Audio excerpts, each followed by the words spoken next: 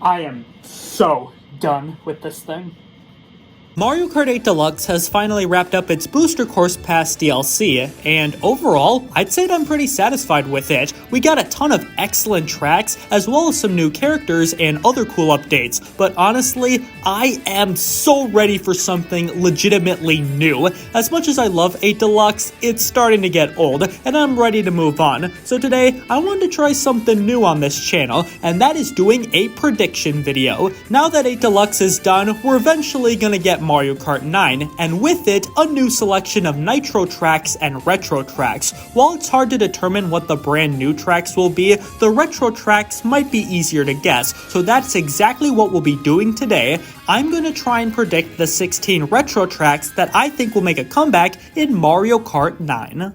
Now, before we start, I want to explain my thought process. First off, Mario Kart 8 Deluxe got a lot of retro tracks, and some of them were tracks that already got remade in a different Mario Kart game. So honestly, I think any retro track that wasn't in 8 Deluxe, even if it was remade in another game, could potentially be in the next Mario Kart. Also, as crazy as it is to think about, any of the brand new tracks that Mario Kart 8 introduced will technically be considered retro tracks when Mario Kart 9 comes out, so we'll have to take those into account too. And lastly, I'm gonna go into this with the assumption that Mario Kart 9 will start out like any other Mario Kart, with 4 brand new cups and 4 retro cups. But with all that said, let's go! Starting off, we of course have the Shell Cup. The Shell Cup is usually filled with more beginner tracks to get you prepped for the other courses coming later on. To start off the retro selection for Mario Kart 9, I'm gonna go with 3DS Mario Circuit, GameCube Mushroom Bridge, N64 Frappe Snowland, and Wii U Thwomp Ruins. Every Mario Kart game likes to bring back at least one retro Mario Circuit, and I think the 3DS version would be the best choice. This one has the most variety in my opinion. You get to speed by these lovely pink trees and get to drive inside Peach's castle for a brief moment. Getting an HD remake of this would be pretty cool. GameCube Mushroom Bridge is a really fun course. It's fairly simple design-wise, but it's got a ton of cars driving around, with some of them having special gimmicks like the Wiggler cars and Mushroom cars. This track also features a few extra paths scattered around, such as being able to drive up the side of the bridge, which is sick. I mainly think this one will come back because it was brought back in Mario Kart Tour, and it kept in all the gimmicks I just mentioned. N64 Frappe Snowland is a very pretty course. I've always been a sucker for snow-themed levels, and this one gives me such peaceful vibes. It's got a few neat elements thrown in, like some snowmen to watch out for, and the Mario Kart Tour version adds a glider ramp in a pretty neat spot. Again, it's on the more simple side, but I think that'll work well for the Shell Cup. And finally, Wii U Thwomp Ruins. This might seem like a very random pick, as it's not the most memorable Mario Kart 8 track, but keep in mind, Mario Kart 8 is still the most recent game in the series, so Nintendo will have several opportunities to bring back Wii U tracks. Therefore, I think they'll bring back a more simple course, and then maybe a more obscure one later. Thwomp Ruins is still a good track, and it's one of the few courses from Mario Kart 8 that utilizes all the gimmicks from that game. But really though, with how many tracks that could be brought back from the Wii U, it's really up in the air. Next up, we have the Banana Cup. For this one, I'm gonna predict N64 Wario Stadium, DS Delfino Square, SNES Ghost Valley 3, and Tour Piranha Plant Pipeline. If that last one seems a bit confusing, just bear with me, I'll explain in a bit. Anyways, if you didn't already know, N64 Wario Stadium is currently the only course from Mario Kart 64 that hasn't made a comeback in any Mario Kart game. On one hand, I'm not that upset because this track is really not good. It's stupidly long, has frustrating track design, and looks hideous. But on the other hand, I think now would be the perfect time to give it a second chance. Maybe they could turn it into a 3-section track instead of 3 extremely long laps. Plus, there's already tons of bumps and ramps that would be perfect for tricking off. DS Delfino Square is such an enjoyable track to race on. It's based on Delfino Plaza from Super Mario Sunshine. It's got a good track layout, fun music, and it's got this epic drawbridge that goes up and down as the race goes on. This one would be awesome to see return just to witness it in full HD graphics. Maybe they could even turn the top of the drawbridge into a gliding ramp when it gets to the top.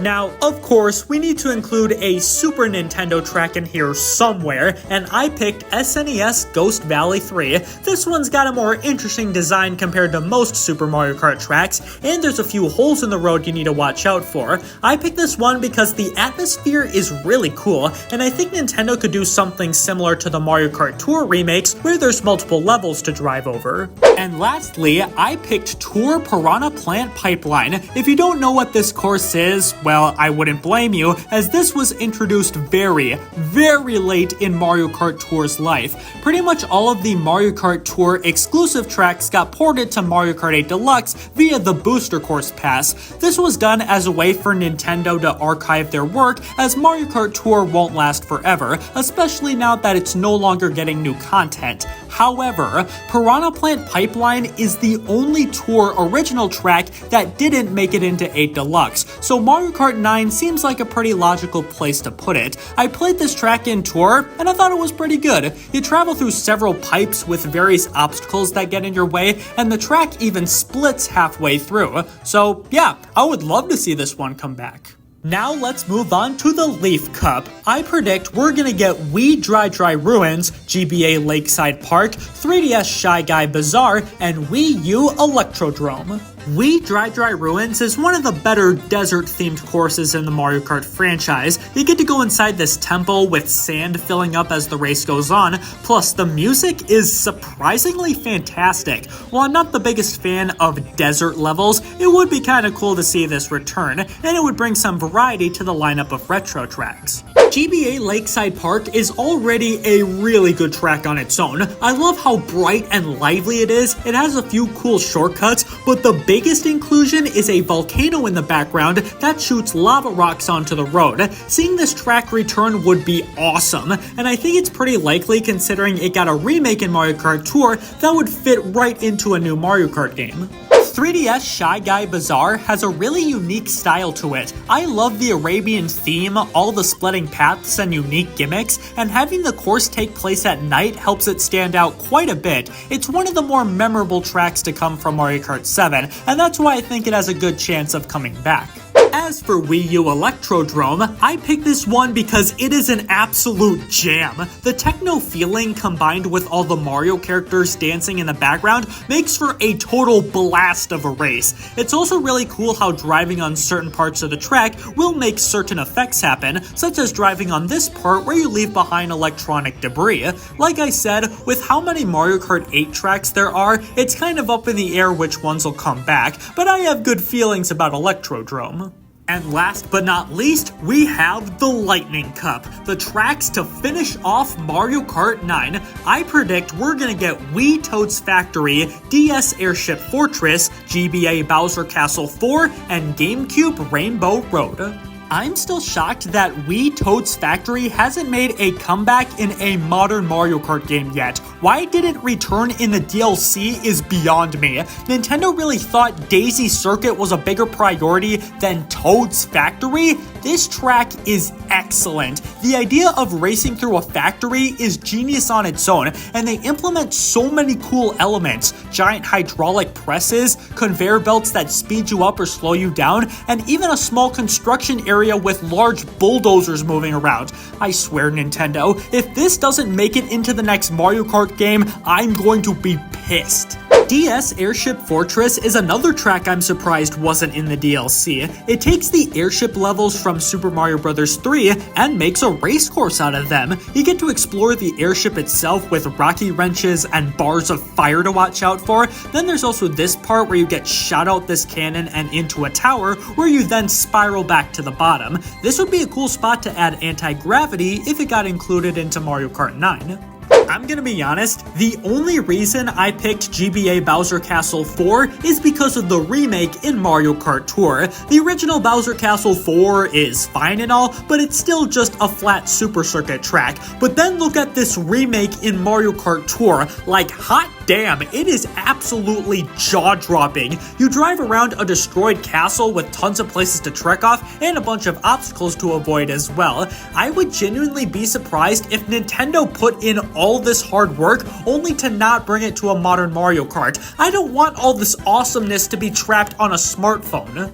And finally, to finish things off, we have GameCube Rainbow Road. Out of all the Rainbow Roads throughout the series, there are only 3 that have yet to be remade, those being the GBA, GameCube, and DS versions. While all of them are good in their own rights, I think Double Dash's Rainbow Road is the most likely. This is by far one of the coolest versions of this track. I love how many twists and turns it has. There's a bunch of dash panels and giant corkscrews spiraling up and down. You've got a huge rainbow cannon that's so much fun to blast off in, and as always, the music slaps so hard. Plus, there's tons of other cool details as well, such as the items floating around in the sky, and if you look, you can see Mushroom City underneath the track. It's prime time that this track gets a remake. Like I said, the GBA and DS versions are fine, but in my opinion, GameCube Rainbow Road absolutely deserves it the most. And there you have it. Those are my predictions on which retro tracks I think will be brought back in Mario Kart 9. Now keep in mind, there's a good chance I might be completely wrong about all this, but these are just my thoughts based on what I've seen, so we'll just have to wait and see when Mario Kart 9 eventually comes out. But until then, thank you guys so much for watching this video. If you enjoyed it, then make sure to give it a like, and let me know down in the comments which retro tracks you want to see return. Also, make sure to subscribe so you can see more videos like this in the future. Have a great day, stay safe out there, and I will see you in the next one.